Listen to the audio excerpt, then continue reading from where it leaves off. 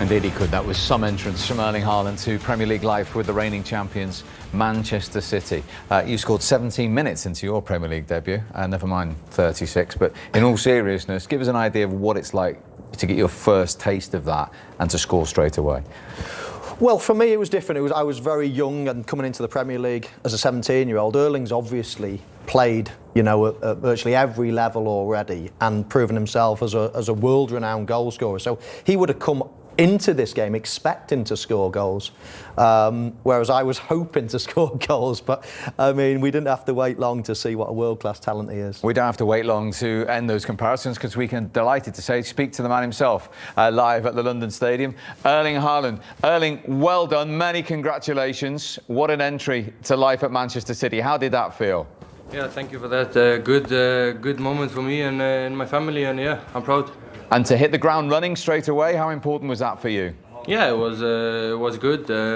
We knew this was going to come. Maybe a little bit talking from last week, but that's how it is. And yeah, it's about to keep going. Now it's almost 30 minutes since last goal, so we have to keep going.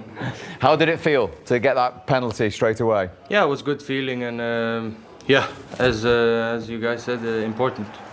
Erling, it's Sean Wright-Phillips here.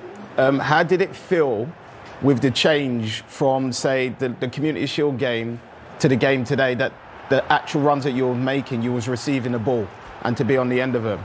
Yeah, it's you know how it is in early stage of the season, you know, pre-season and everything. I played one game before the Community Shield, and then I got 90 minutes there, and yeah, feeling better now. And as you can see throughout the whole game, the chances will come, the passes will come even more. You saw Phil had one I should be through, as well as Gundogan right before I got subbed off, so it will come more.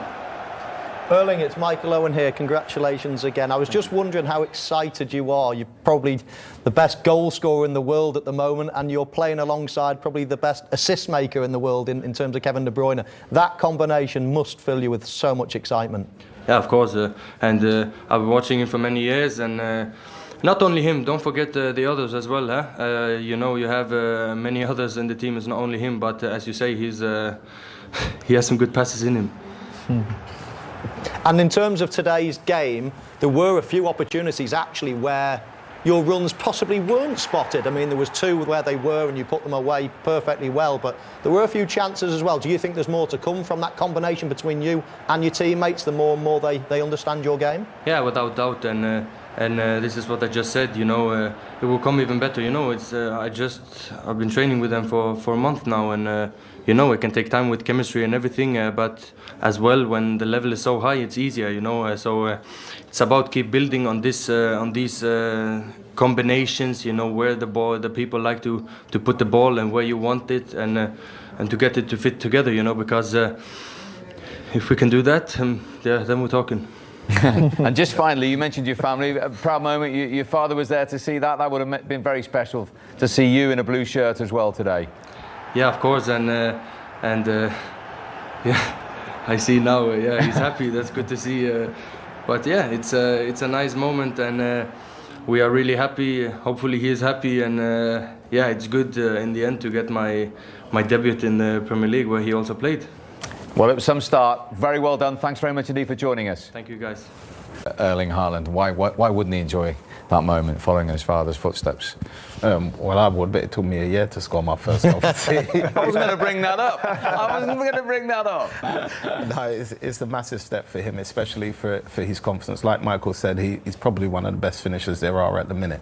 And to hit the ground running like that with the amount of games coming up, especially in the Premier League, which is the toughest league in the world, it's a great start. And his demeanour, his personality, you know, nothing phases him. You can tell that, can't you, Paul? No, such a young player as well, so confident. I mentioned Ruud van Nistelrooy twice before. It reminds me so much of him, such a ruthless finisher. When he gets through, you feel he's going to score, and you feel he's not going to give the keeper a chance. Even looking at his penalty, he was so certain about it, just a step up and bang straight into that bottom right hand corner. And look, it was a great debut. As I said, I thought it might take a bit of time. I was slightly wrong again, but this lad's got real quality, and his goal scoring, his movement. Imagine playing behind him as a midfield play. Well, give us an insight. I mean, you had really, Van Nistelrooy, so yeah. he obviously scored twice on his Premier League debut, ironically. There wasn't just Ruud. There was Michael, Ian Wright as well. There was so many brilliant. Andy Cole. You got to have some kind of relationship. It's funny, you look at the United game. There's no relationship between a midfield and attack. You look at them relationships straight away. De Bruyne, Foden, Grealish, Gundogan, into Haaland. That's what makes a team tick. It makes a team play good football. Getting them relationships are so important. And look, it doesn't take long either. You know, you think he's only been there 3 or 4 weeks. When you're a clever player, when you know as a midfield player, you only need to see him for a couple of days. You see what movement, see what he's got, see how quick he is, know where to put the ball. It's just a dream to play behind. And this team, I don't think goal scoring was their problem, but they will score a lot more goals with this level of the team. You've spoken to me many times about that relationship, particularly you had with Gerrard for a couple of seasons, where you didn't even need to look at him. You knew the ball was coming in. And he's shown signs of that straight away today, hasn't he? He has. And Scholesy touched on it, though. It doesn't take long. With great players, they're not great players because they're, you know, bigger or stronger. It's that. It's what's between your ear makes a great player, between your ears. And as soon as you get two players on, on a par, on a level, on an understanding, because bear in mind, you can't speak on a pitch. You're 30 yards away with 80,000 people. You can't hear it. It's all about the looks they give you, what they do. You know, the little eyes, the little shimmies, the body angles, the tiny little things that don't give the game away to your opposition, but just a little sign. Scholesy, I'm about to go. I'm not going yet, but he knows I'm about to go because I've given him a little sign, or the way I've come off suggests that I'm not wanting it to feet. It's the tiny little signs, and great players have just got that.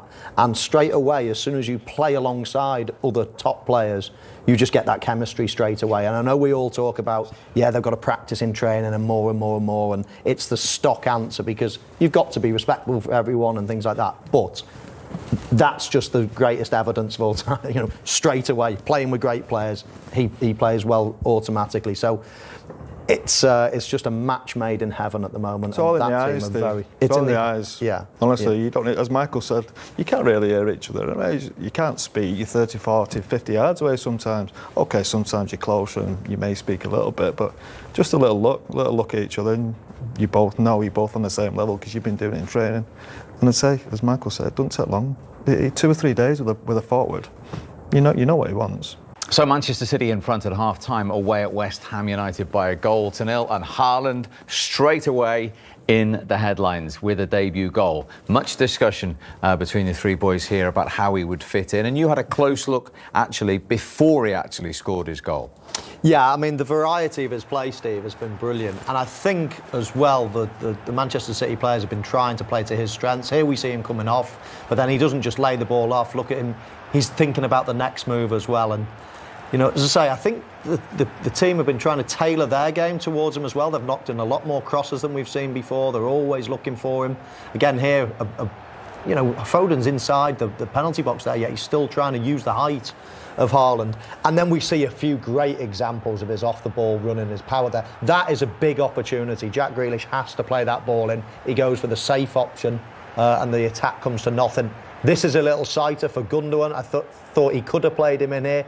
Not as obvious as the last one with Jack Grealish, but he did think about it, he did see his run, and then when the next opportunity came, in terms of this one, this is when he thinks, right, I've got to play. This is electric from Haaland, absolutely electric. The pace, the power, the touch, everything about it was unbelievable, and then the penalty was just different class as well. But I wonder, Scholesy and Sean, playing with someone that's got all that variety in front of you as a midfield player must be unbelievable. Yeah, but I think the movement especially, we did question before on what it'd be like playing against the defence that just were really deep. And to be honest, it surprised me a little bit. I think his movement's been absolutely brilliant, as Michael just pointed out there. Even his play outside the box as well surprised me a little bit. I think it's been really good, neat and tidy. But that movement and little sharp bits of movement, the pace there to get onto the end of that ball. I was expecting the keeper to be a little bit closer, but you see the length of his stride, the speed, and he just gets there. I think he's been brilliant. And from a wide player's point of view, as Michael touched on there, Grealish didn't play him in, Foden did. Do you have to sometimes tailor your game to who you're playing with? Yeah, definitely. I think I learnt that quickly at my spell at Chelsea. Didier Drogba said to me one thing: once you get the ball at your feet, put the ball in the box, I'll do the rest. And I think... Whereas at City you were carrying it a bit more. Yeah, and now that you can see with the players, as Michael said, that as soon as they get in the ball and they're getting like half a yard, they're looking for Haaland in a box. And what I love about Haaland, that even when he's been outside of the centre of the box, before the ball comes in, he's always in the circumference of the 2 posts, which is fantastic, because you just have to hit that area. You're not aiming for him specifically, and he has to do the work after that. And as you see, he was close to one with the header as well. And he was some confident finish from the spot, Sean, as well, wasn't it? I love to see that from a striker. I love to see a striker go and take the ball. City have always had a problem there, and he just went up and took it, and he just put it straight in the bottom corner. I don't think even if the keeper went the right way, he would have saved that, to be honest with you. No, right in the corner, wasn't it? Absolutely right in the corner. And Pep Guardiola said before the game that it's going to take lots of training sessions, lots of games for his teammates to understand the little nuances, but you would have thought these players have been playing together hundreds of times the way they've actually played to his strengths already. OK, they refused a couple of through balls, but this is worrying for the rest of the Premier League. I thought that was exhibition stuff from Manchester City. Yeah, and as you can see over my right shoulder there, his father is watching on with interest. He's been Jan Åge Fjørtoft, another former Norwegian international there as well, who you played a few games with, didn't you, Alfie? Who had a big part in him joining City. Pardon, me? Haaland. Yeah, no. His father. I'm not too sure how much his dad had the involvement in it. I think it was just to do with what Erling wanted to play with, and I think when he played against City in the Champions League game, he was blown away by the way they played, for me in person. But I think his all-round game today has been fantastic. But I don't think West Ham have done anything to prevent City from playing the way they actually want to play. They've stood off them. They haven't even pressed in the tight areas. It's almost been quite passive, and it's allowed City to do what they want. I think if West Ham want to stop City playing that way, they have to be more aggressive.